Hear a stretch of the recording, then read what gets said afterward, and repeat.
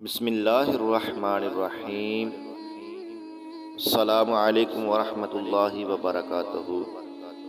آج ہم اس ویڈیو کے اندر اسلام، ایمان، احسان اور قیامت کی نشانیوں کے بارے میں کچھ معلومات شیئر کرتے ہیں۔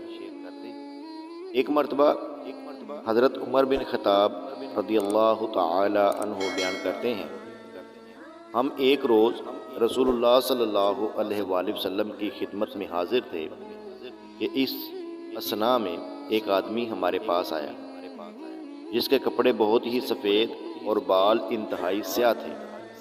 اس پر سفر کے آثار نظر آتے تھے، نہ ہم میں سے کوئی اسے جانتا تھا، حتیٰ کہ وہ دو زانو ہو کر نبی صلی اللہ علیہ وآلہ وسلم کے سامنے بیٹھ گیا اور اس نے اپنے دونوں ہاتھ اپنی رانوں پر رکھ لیے اور کہا، محمد صلی اللہ علیہ وآلہ وسلم، اسلام کے متعلق مجھے بتائیں۔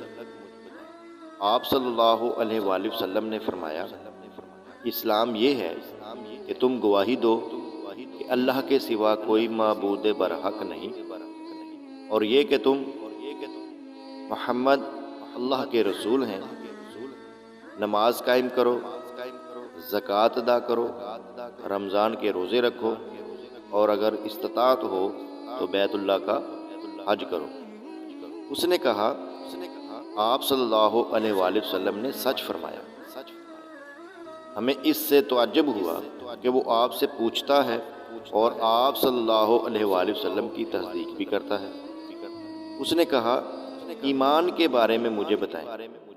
آپ صلی اللہ علیہ وآلہ وسلم نے فرمایا، یہ کہ تم اللہ پر، اس کے فرشتوں، اس کی کتابوں، اس کے رسولوں اور یوم آخرت پر ایمان لاؤ، اور تم تقدیر کے اچھا اور برا ہونے پر ایمان لاؤ۔ اس نے کہا، آپ نے سچ فرمایا۔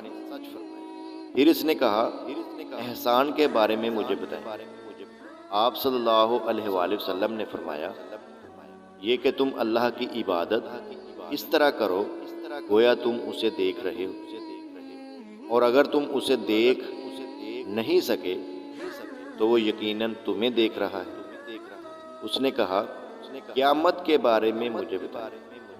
آپ صلی اللہ علیہ وآلہ وسلم نے فرمایا، مسئول اس کے متعلق سائل سے زیادہ نہیں جانتا۔